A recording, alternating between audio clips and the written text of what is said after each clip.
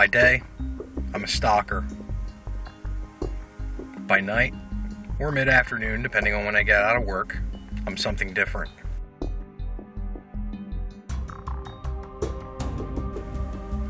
I'm a game hunter.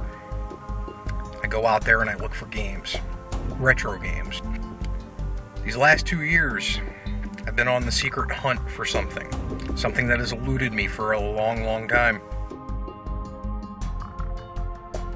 A box of Sega goodness. Apparently it's supposed to show you enlightenment, and I need it. So I'm hunting for it. For 2 years, been hunting for it. And it's eluded me all this time.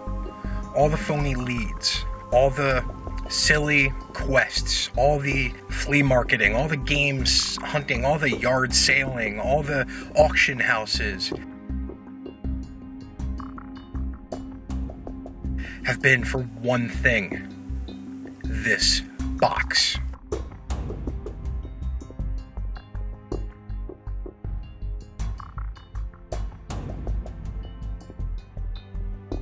Sega!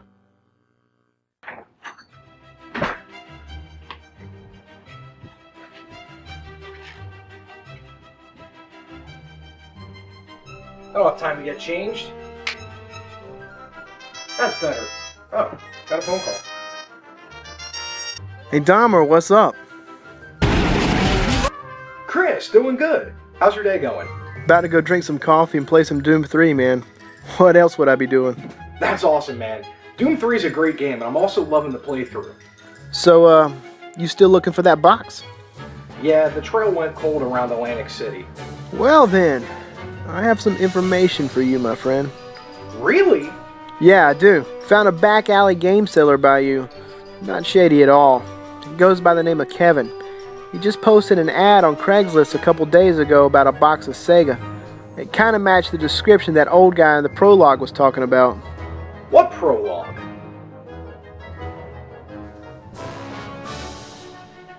I really think you should check it out. I'm on it like that one time I found a dead body. Look, man, I don't want to know. It was already dead when I found it. Besides, I was lonely at the time. Now I really don't want to know. Look, just go to this guy and get the box. I just hope it doesn't leave paper cuts like the last box did. I'm hanging up now. You hung up on me. Seriously, what is wrong with this guy?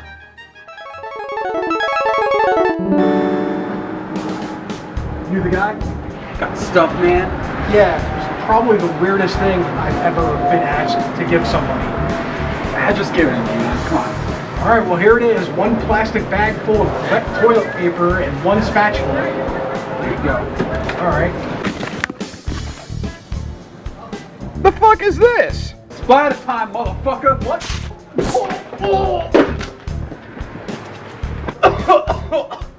This is not gonna be easy. Fuck.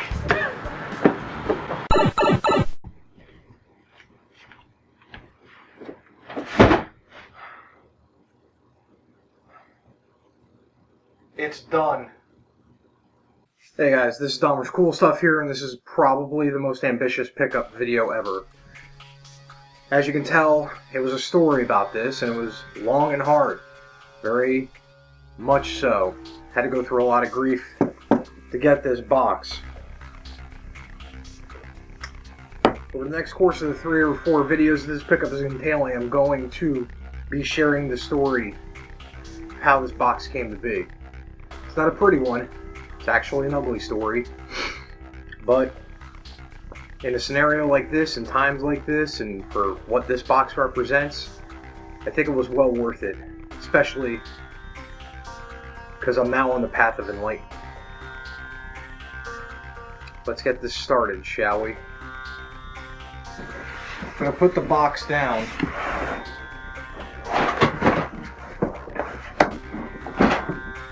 Because it's big. A lot of space, and it's all going to get filled up by the end of this pickup. So let's get this started. Starting out with 32X. Why? Because I'm going to start with this and the controllers and the accessories. On the 32X, I got Doom. Probably one of the best console games of Doom except for the no music. I do not own a 32X yet, but I did get a lot of games for it just now with this pickup. Star Wars Arcade on the 32X as well.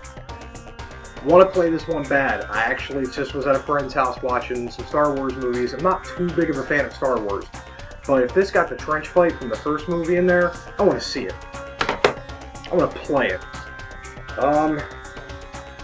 Golf Magazine presents 36 Great Holes. If it didn't have the Golf Magazine in the title, I'm pretty sure this would have a totally different meaning. NFL Quarterback Club. It's NFL Quarterback Club. Quarterback Club was always a second-tier game to the other football games out there on the market on the 16-bit consoles at the time. Don't think I'm ever going to play this. Maybe one day I will, just to see how truly bad it is. Virtual Racing. Racing game on the 32X. Basically, you have no idea about this game. And as I said before, this is probably going to be the only part of the pickups where there's no gameplay footage intermixed because I do not own a 32X at this moment in time. We'll save you for later. Motocross Championship. Every video I've seen about this particular game on the 32X says it is a dreadful, dreadful game. And all the videos I've seen about this game pretty much confirm that this is, in fact, a dreadful, dreadful game. But I'm not going to say no for the price of this box. The high price I had to pay, folks.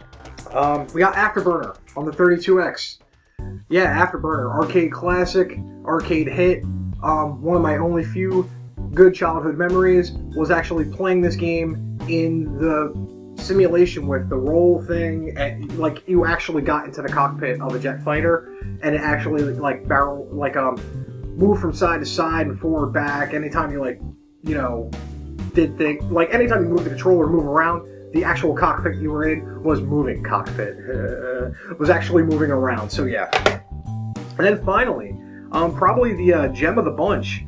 Zaxxon's Mother Base 2000. Yes, that's right. I got Zaxxon's Mother Base 2000 on the 32X. Once again, sadly, I have no knowledge of this game. I know it's Zaxxon, but I can't play it because I don't own a 32X. But I'm going to change that really quick because when you get a deal like this and it comes with games like this, this much of a game of a console that you don't own, I pick it up because now it's going to give me a little bit more motivation to actually buy said console.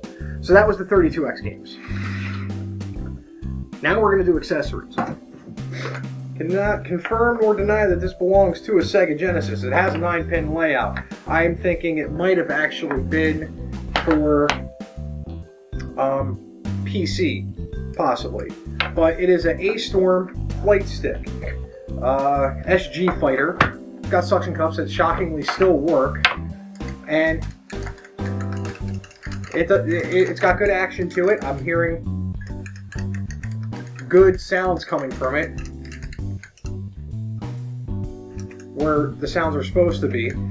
So yeah, there's the A-Storm flight stick.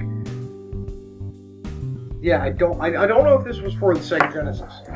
It might have been for the PC's time, because a lot of that stuff were a different system completely, because a lot of those systems did have a 9-pin outlet to it. One of a few of the Sega 6-button controllers that I have now in my possession. 6-button controller for the Sega Genesis. Good for fighting games like Eternal Champions, Super Street Fighter, fighting games of the ilk, and a couple of the other games that actually did use the top 3 buttons as well. So it's pretty cool that now I have a few more of these bad boys than I did beforehand. I'm gonna have to go through all these, clean them up and stuff like that. I don't care though, because I love doing it. This one needs a lot of love, but yet another Sega Genesis controller, 3-button. Oh, I got some more over here. Yeah, the Sega Genesis Mega Fire, folks. That's right. Sega branded turbo controller, 3-button for the Sega Genesis. Start button's in a little different location because on the top of the other buttons, it actually has turbo features. So if you wanted auto fire on or off, yeah. you have that. The action's pretty good on this one. It just may need a little bit of cosmetic cleaning up, and that's about it. But yeah, Mega Fire on the Sega Genesis. Another 6-button controller. This time with a turbo feature as well. So it is actually a smaller little version of the 6-button controller for the Genesis, but also has a turbo feature attached to it. So once again, I am in now possession of another yet 6-button controller for the Sega Genesis. The Genesis mouse. That's right, they came up with a mouse for the system. So yeah, that would be the start button, I think, and then that would be the 3 buttons. I don't know any games that use this. I'm gonna have to look it up, but I'm hoping a few of the games I actually got in the box did, in fact, use the mouse. I'm pretty reasonably confident you just wouldn't buy a Sega mouse just to own a Sega mouse at the time. You would have probably got it with a game of some sort. Trackball looks clean, buttons behave accordingly. So yeah, now I have a Sega Genesis mouse as well. It's only getting worse, folks. High frequency Sega controller, not licensed by Sega, no Sega name on it whatsoever. It's got motion, turbo fire, whatnot. It's a 3-button, but it kind of looks like a Sega controller, but it's not. Kind of sort of looks like a Batman symbol at certain angles. But yeah, that's a Mega Fire, no, a high frequency Sega Genesis controller. Who knew? Another 6-button, regular 6-button that's going to need some work because this is coming out, but that's an easy fix hopefully. And yeah, it's a 6-button Sega Genesis controller again. Extension cables for the Sega Genesis, not 1, but 2. So yeah, if I want to have a longer reach for my Sega Genesis controller, Genesis games and whatnot, I can have it. Branded, marked Sega, so it's definitely made for the Genesis with the 9-pin layout. So yeah, extension cables. Oh, another extension cable. Power supplies. Yes, that's right, power supplies. We've got the Sega Model 1602 power supply. I think it's just the standard Genesis. Non-branded power supply, which I don't even think goes for anything. But I can look at the input-output voltages and check that.